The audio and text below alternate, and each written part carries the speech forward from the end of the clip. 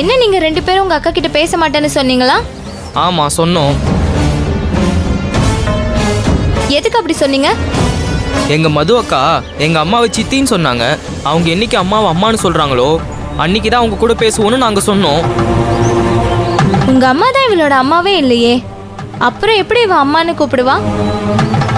அப்படிலாம் சொல்லாதீங்கக்கா. அவங்க தான் எங்க அம்மா. மது அக்கா எங்களோட கூட பிறந்தவங்க தான். நீங்க சும்மா எங்களை பிரிச்சு பேசாதீங்கக்கா. நான் பிரிச்சுலாம் பேசல, உண்மையதான் சொல்றேன். மது அக்கா அம்மா மேல இருக்கிற கோவத்துல தான் அப்படி சொல்றாங்க.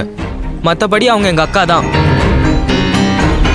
நீங்க எப்படி இவளை உங்க அக்காவை பாக்குறீங்களோ அப்படி மதுவும் உங்களை அவளோட தம்பி தங்கச்சியா பாப்பாலே தவிர உங்க அம்மாவை இவ அம்மான்னு சொல்லவே மாட்டா.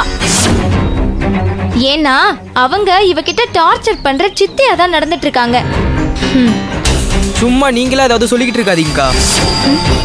எங்க அம்மா மது அக்கா மேல எவ்வளவு பாசம் வச்சிருக்காங்கன்னு எங்களுக்கு தான் தெரியும்.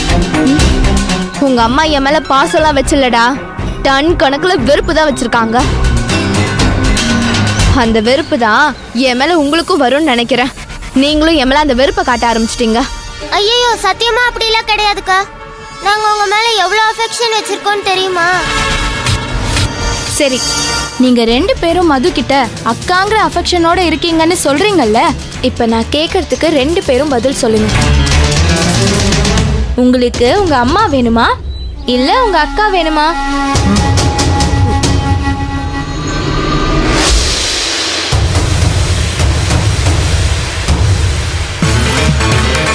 என்ன அமைதியா இருக்கீங்க, சொல்லுங்க. எங்களுக்கு அம்மா அக்கா 2 பேருமே தான் வேணும். அப்படியெல்லாம் சொல்லக்கூடாது. நீங்க யாராவது ஒருத்தரை தான் சொல்லணும். அப்படியெல்லாம் சொல்ல முடியாதுக்கா.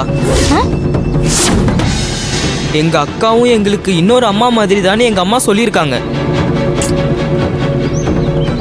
நாங்களும் அப்படிதான் எங்க அக்காவை பாக்குறோம். அதனால எங்களுக்கு 2 பேருமே முக்கியம். நந்து, நம்ம இங்கேயே இருந்தா வித்யா அக்கா இப்படிதான் தேவையில்லாத கேள்வி எல்லாம் கேட்டுட்டு இருப்பாங்க. வா நம்ம போலாம். சரி வா. அரவிந்த், அரவிந்த், அரவிந்த், எங்க போறீங்க? இங்க வாங்க. அதெல்லாம் வர முடியாது, போங்க.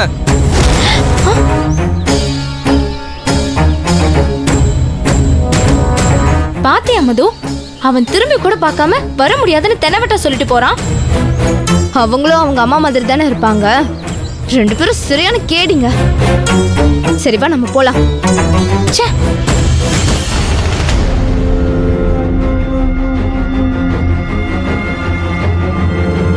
குழந்தைங்கள நம்ம குழந்தைங்களா தான் பார்க்குறோம் செவந்தி.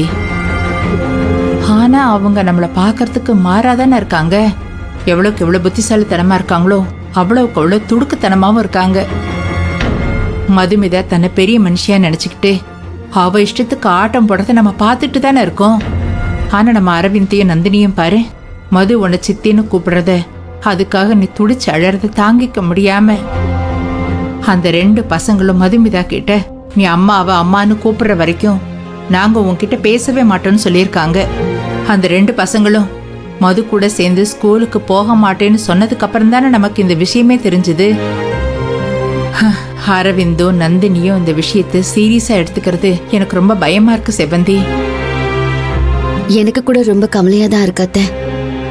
அரவிந்தும் நந்தினியும் பூர்ணி சத்தியம் வாங்கினது தெரிஞ்சு எதுக்கு அவ சத்தியம் வாங்கினாங்கிற விஷயத்த நந்தினி கிட்ட நான் அவ்வளோ நயமா கேட்டும் அவ சொல்லவே இல்லை. பூர்ணி என்ன சொன்னாலோ அதேதான் என்கிட்ட திருப்பி திருப்பி சொல்லி உண்மையான காரணத்தை மறைச்சிட்டா. எங்க அந்த 2 சின்ன பசங்களையும் பூர்ணி அவளோட வழிக்கு கொண்டு போயிடுவாளோன்னு என் மனசு கடந்து அடிச்சுக்குதாத்த. இப்போ என்னடானா மது கிட்டயும் பேச மாட்டேங்கிறாங்க. அது எனக்கும் மதுவுக்கான பிரச்சனை. நாங்க சமரசம் ஆயிடுவோம், நீங்க அக்கா கூட பேசாம இருக்க கூடாதுன்னு சொன்னாலும் கேட்க மாட்டேங்கிறாங்களே அத்த. அவங்க ஸ்கூல் விட்டு வந்ததும் எப்படியாவது அவங்கள சமாதானப்படுத்தணும். மது கிட்ட பேசியே ஆகணும். இல்லைன்னா பூர்ணி இந்த விஷயத்த கையில எடுத்துக்கிட்டு பசங்களுக்குள்ள பிரிவை ஏற்படுத்தி நம்ம குடும்பத்துல இருக்கிற மொத்த நிம்மதியும் கெடுத்துருவா. ஆமா செவந்தி, அந்த யமகாதிக்கு அதைத்தான் பண்ணுவா. பிள்ளைங்க பிரச்சனைக்குள்ள அவளை நுழைய விட்டுறவே கூடாது. கண்டிப்பா அத்தை.